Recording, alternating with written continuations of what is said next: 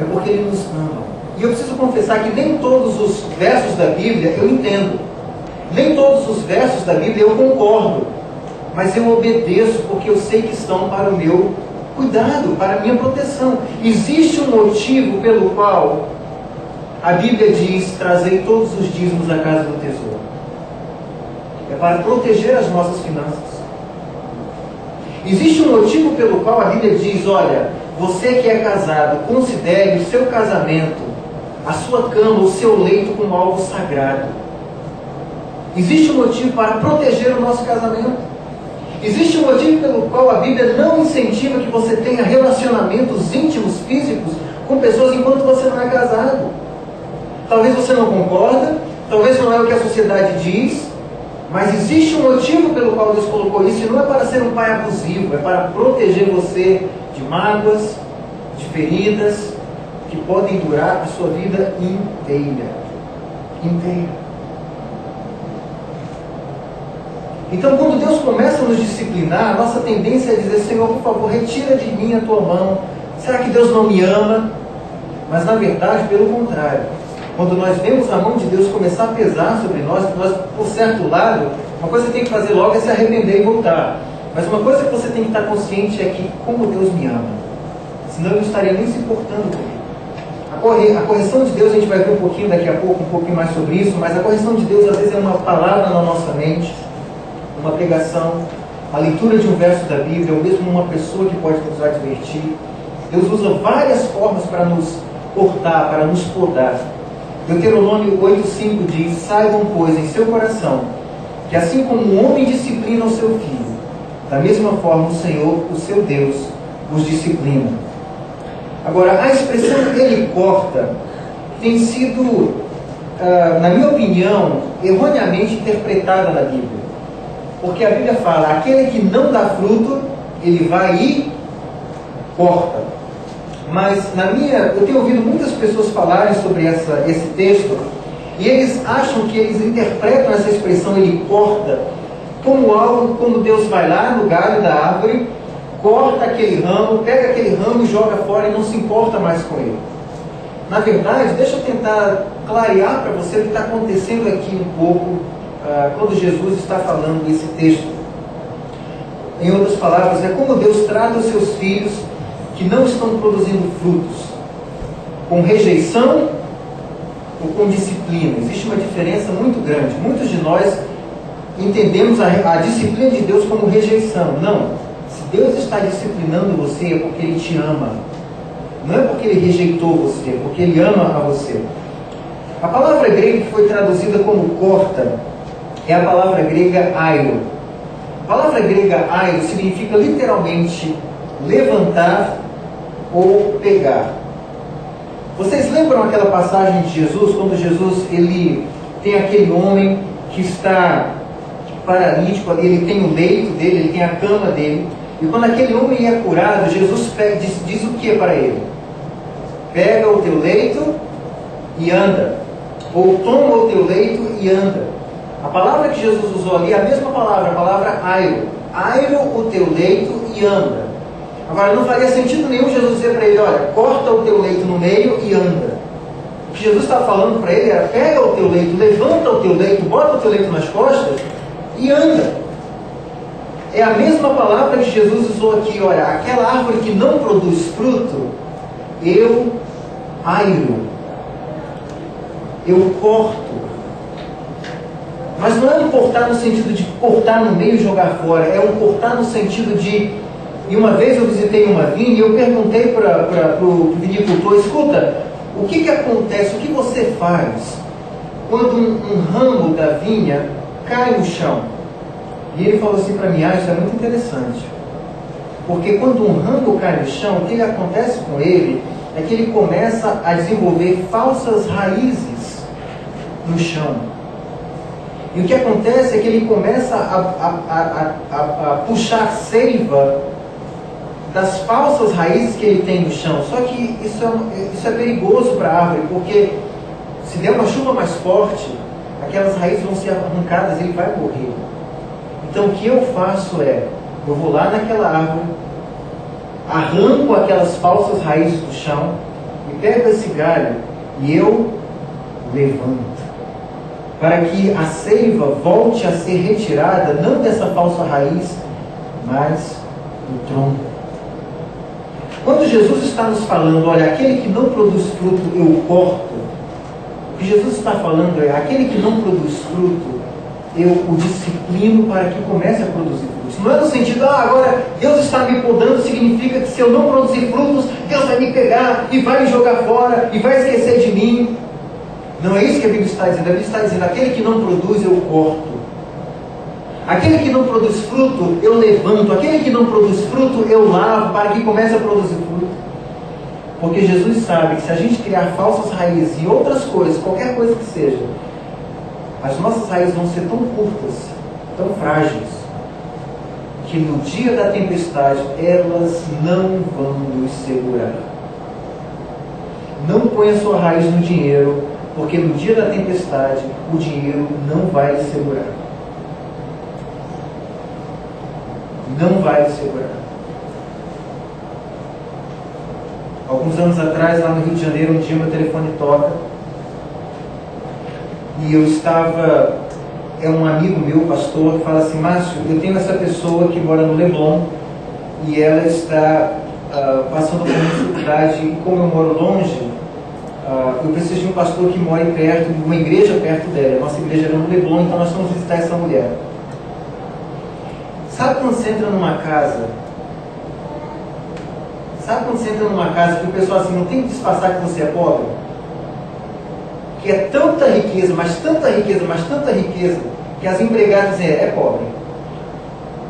De frente para o mar, 200 metros quadrados de frente para o mar. Ela era esposa de um político de Espírito Santo. Ele era dono de rádios. E o motivo pelo qual a gente tinha entrado naquela casa, obras de arte assim caríssimas, caríssimas. Mas o filho dela tinha acabado de suicidar. Cometeu suicídio. E ela, uma das perguntas que ela me fez foi assim, Márcio, ou pastor Márcio, assim, do que me adianta ter todas essas obras de arte agora? Não ponha a tua raiz em coisas falsas, porque quando a tempestade chegar, elas não vão te segurar. Elas não vão te segurar. Ponha as suas raízes em Jesus. Então, Deus, Ele nos levanta. A segunda verdade sobre Deus é que Deus nos disciplina em níveis diferentes de acordo com a nossa resposta à sua advertência. Deus nos disciplina em níveis diferentes, depende de como você responder. Deus nos disciplina em 3 níveis. O primeiro nível é a repreensão, ou aquilo que eu chamo de disciplina leve. É quando Deus faz acender uma luzinha na sua cabeça. É quando Deus começa a dizer que você está errado, ou está fazendo alguma coisa errada, mas Deus não está pesando a mão sobre você. Você não precisou perder absolutamente nada, é simplesmente uma advertência. Isso pode ser através de uma mensagem que você ouve na igreja, e às vezes o pastor pregou na igreja uma mensagem que foi para você, e você sai assim dizendo, poxa vida, pastor, essa mensagem foi muito boa, mas acho que fulano tinha que estar aqui para ouvir essa mensagem. Fulano tinha que estar aqui para ouvir essa mensagem. É quando às vezes você lê um texto na Bíblia, aquele texto na Bíblia fala de uma coisa que você sabe que você está errando, e você diz assim, foi só coincidência. O primeiro nível é uma repreensão. O segundo nível é o que eu chamo de correção. É quando Deus vem e nos corrige. É quando Deus vem e chama a nossa atenção para alguma situação. Talvez porque você começa a fazer negligências na área financeira, Deus faz você participar de um prejuízo financeiro grande. E aí você toma aquele prejuízo financeiro e você diz assim, poxa vida, eu não estou entregando meu dízimo, eu estou roubando a Deus, eu sei disso, e essa coisa aconteceu na minha área financeira. Isso é uma correção. É só um exemplo. Daqui a pouquinho eu vou falar um pouquinho mais sobre isso, para você não ficar, toda vez que você tem um prejuízo financeiro, você está vendo a coisa errada. Não é bem isso. Mas Deus começa a nos corrigir. Mas existe um terceiro nível ainda, mais severo ainda, que é o que eu chamo de punição. Talvez não seja a melhor palavra para descrever, mas deixa eu colocar uma definição de punição para que você não entenda errado. Porque muitas pessoas pensam, Deus não pune a ninguém. Aqui está o que eu acho que é Deus punindo alguém. Punição de Deus é quando Deus nos vê caminhando em uma direção notoriamente contrária à sua vontade. E após Ele nos advertir diversas vezes a respeito do risco que corremos, por causa da dureza do nosso coração, nós continuamos naquele caminho. Punição de Deus para mim é quando Deus ele simplesmente faz isso. Ok? Então você quer ir nessa direção? Então eu vou deixar você nessa direção. Porque eu sei que lá na frente você vai quebrar a cara. E aí você vai voltar para mim. E Deus fez isso várias vezes com o povo de Israel do Egito. Então não pense que é uma coisa que Deus não faz. Ele fez várias vezes. Porque o povo não me ouviu. Porque o povo não me ouviu. Quantas vezes isso aparece no Velho Testamento? E aí é o que eu chamo de punição. Deus nos pune, na verdade, é quando Ele tira a sua mão graciosa de nós momentaneamente e permite que nós colhamos os frutos errados da nossa próprio pecado, do nosso próprio pecado. Como é que Deus nos disciplina? Apropriadamente. Deus nos disciplina apropriadamente. Deus nunca vai errar a dose na nossa disciplina. Mas preste atenção. Existem alguns pecados que a Bíblia diz que Deus disciplina severamente. Não significa que existem pecados maiores do que outros, mas existe um outro erro também que nós cometemos, porque nós sabemos que não existe pecadinho, pecado e pecadão. Mas não existe pecadinho, pecado e pecadão, porque todo pecado é pecado para te fazer pecador. Todo pecado é igual, porque todo pecado te faz pecador. Agora, se você ler a Bíblia, você vai ver que Deus tratou severamente alguns tipos de pecado. E quais são esses pecados, né? Isso é o que eu acabei de falar. Né? Quais são os pecados?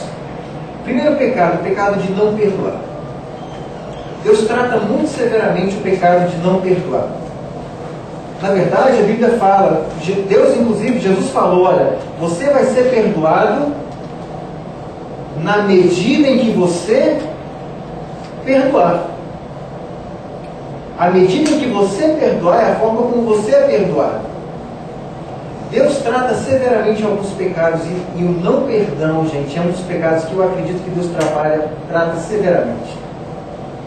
Se no seu coração você tem uma pessoa e você janta com essa pessoa, você toma banho com essa pessoa, você acorda com essa pessoa, você vai dormir com essa pessoa, porque ela está aqui na sua cabeça o tempo todo, você não esquece. Você sabe o dia que ela te ofendeu, você sabe a hora que ela te ofendeu, você sabe as palavras com as quais ela te ofendeu. E você guarda essa mágoa no seu coração, esse rancor no seu coração. E Deus já tentou bater na porta do seu coração dizendo, olha, para o seu benefício, não é para o benefício dela, não, para o seu benefício perdoe. E você não perdoa. E eu acredito, segundo a palavra de Deus, que existe um momento que Deus para de perdoar os seus pecados enquanto você não perdoar aquela pessoa. Porque é o que a Bíblia diz. Nós somos perdoados à medida em que nós perdoamos os outros. Jesus, na oração sacerdotal, na oração do Pai Nosso, ele diz o quê? Perdoa as nossas ofensas, assim como nós perdoamos aos nossos. Se Deus usar a medida do nosso perdão para nos perdoar, como é que vai ser o nosso perdão? O segundo tipo de pecado que eu acredito que Deus trata severamente é o pecado de imoralidade sexual. O apóstolo Paulo, falando sobre isso, em 1 Coríntios, ele diz, olha, digno, é sagrado o leito do matrimônio. Aquele que peca contra o seu corpo, ele não peca apenas contra o seu corpo, ele peca contra o próprio Espírito Santo de Deus. Então, muito cuidado, meninas e rapazes, com o que você faz com o seu corpo. Muito cuidado, e eu também tenho que ter cuidado, muito cuidado com o que você faz com o seu corpo. Muito cuidado.